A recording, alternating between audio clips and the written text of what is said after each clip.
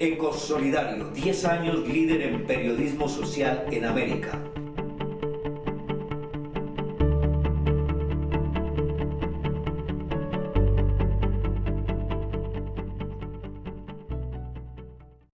Doctor Carlos Acero, usted como presidente ejecutivo de Confecop, ¿cuál es el análisis que tiene como vocero del sector de lo que el señor Fran Per nos dijo?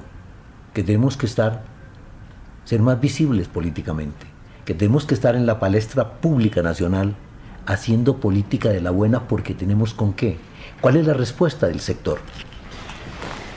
Lo primero que debemos advertir es que la presentación que hace el negociador es una invitación con una profunda y respetuosa apertura ideológica y democrática a escucharnos entre los colombianos sobre lo que significa el proceso de paz y particularmente, utilizando una frase de él, la paz como un proceso de construcción colectiva. Los colombianos en los últimos años, y a veces uno casi que terminando la razón, nos metimos en un sinfín de hablar de paz y paz y paz, y realmente cada quien tiene un concepto, una dimensión, una definición y una expectativa diferente sobre lo que significa paz. Este llamado a crear un escenario plural, democrático, participativo, tolerante, para que entre todos podamos construir unos escenarios, sobre todo, diría más que de paz, de convivencia y de desarrollo hacia adelante, pues nosotros desde el sector cooperativismo lo recibimos, primero, con bastante entusiasmo. Segundo, nosotros hemos aportado en muchas regiones del país en una serie de los componentes que fueron planteados en ese discurso.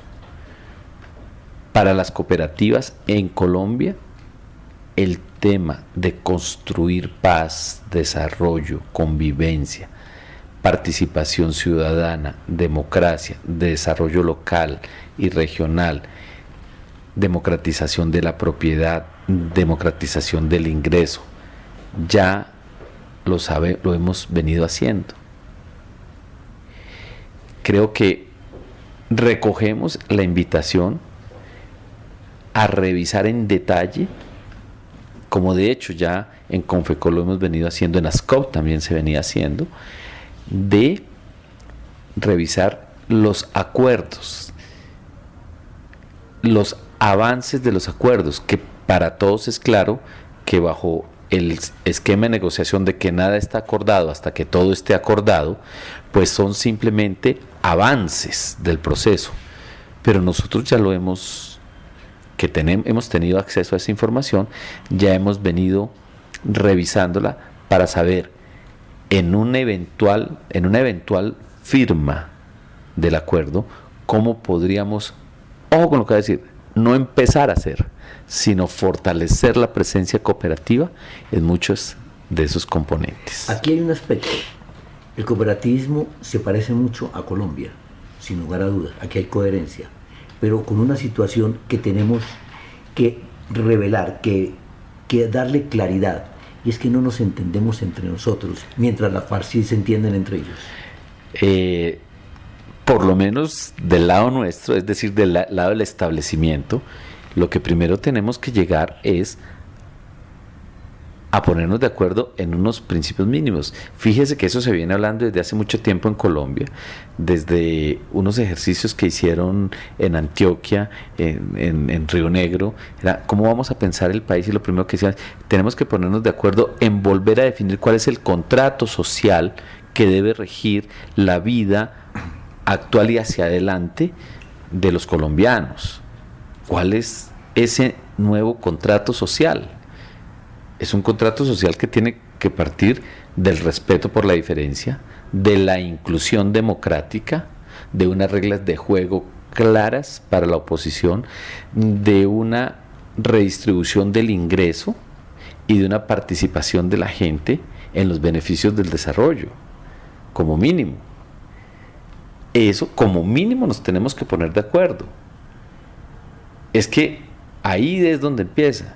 Si nosotros, supongamos que con la FARC no avanzáramos y que se destruyera, y ojalá no, el proceso, en todo caso, la sociedad colombiana tiene que hacer la tarea. Es que nosotros llevamos una sociedad premoderna, en donde no se ha podido construir una base sólida de país y de ciudadanía. Es que aquí la exclusión económica, la exclusión social y la exclusión política es lo que nos tiene dentro de los factores objetivos de la guerra. Ojo, es que inclusive haciendo terminando el conflicto con las FARC y ojalá con el ELN, si no corregimos esos factores objetivos, va a haber o vamos a continuar con procesos de violencia, de impunidad, de injusticia y de exclusión. O sea, aquí tiene que haber una reflexión profunda de toda la sociedad. La paz no es solamente algo que se debate entre el gobierno y los grupos insurgentes. La paz y sobre todo la convivencia es el tema que se construye en el día a día entre los ciudadanos. Aquí vivimos en una cultura de la ilegalidad. Suena durísimo decirlo, pero es así. Aquí vivimos en una cultura de la intolerancia. Aquí vivimos en una cultura de la informalidad, ¿sí? Y todo nos parece maravilloso, y eso no es así. Aquí todo el mundo quiere volverse rico y para eso pues desconoce la ley. Si aquí ni siquiera respetamos las normas de tránsito, ¿cómo vamos a tratar de construir una sociedad democrática, incluyente y con participación en la vida económica, social y cultural y ambiental del país? Si aquí destruimos los bosques con el cuento que es que vamos a mejorar nuestra habitabilidad en las ciudades, y ¿sí? Si aquí, ¿cómo construimos tolerancia e igualdad? Si cuando vamos a hacer compras a la plaza de mercado no hacemos sino pedirle rebaja a los campesinos por unos productos que ya de por sí son exageradamente baratos, pero cuando vamos al supermercado de todo importado, allá sí nos da pena siquiera preguntar por el precio. Entonces aquí hay que entender el tema de esta sociedad de otra dimensión y también comprometernos, ¿sí? Por ejemplo, a empezar a hacer control social en la lucha contra la corrupción. Aquí todo el mundo se queja en la casa, en la calle, en los colegios, en los trabajos, en los eventos sociales, en los partidos de fútbol. Todo el mundo se queja de la corrupción de este país. Y hay mucha gente que dice, la gente ya utiliza expresiones como, ay, fulano de tal lo nombraron en tal, ay, le llegó el cuartico de hora, ojalá haga, pero deje hacer. Que robe poquito. Sí, imagínense, en esto de la cultura de la ilegalidad hay que empezar a cambiar el lenguaje para cambiar la cultura. Cambiando el lenguaje, cambiando la cultura, cambiamos a la sociedad, pero esto es un compromiso de todos. ¿Cómo cambiamos en el sector cooperativo? Hay una buena institucionalidad, hay grandes cooperativas, hay muchos dirigentes, pero el asociado en gran parte, o yo diría en la mayor parte, podría estar alejado de la cooperativa. Me pareció también muy interesante en la presentación del señor Pearl, que decía justamente lo que a ustedes los hace muy fuerte es la práctica de sus valores y de sus principios cooperativos. Pues eso es lo que venimos diciendo desde hace muchos años. Todo el mundo pregunta cómo hacemos para fortalecer las cooperativas y por ese camino al cooperativismo. Yo siempre he dicho, muy simple, aplique los valores y los principios cooperativos en el día a día, ¿sí? Eso que nos digan que la cooperativa es de todos, pues que sea cierto. Que hay participación democrática, pues que se demuestre en las convocatorias, en la asamblea y en el uso de los servicios por parte de todos o la inmensa mayoría de los asociados. Que el aporte lo hagamos todos. Eso es parte de la vida de la cooperativa.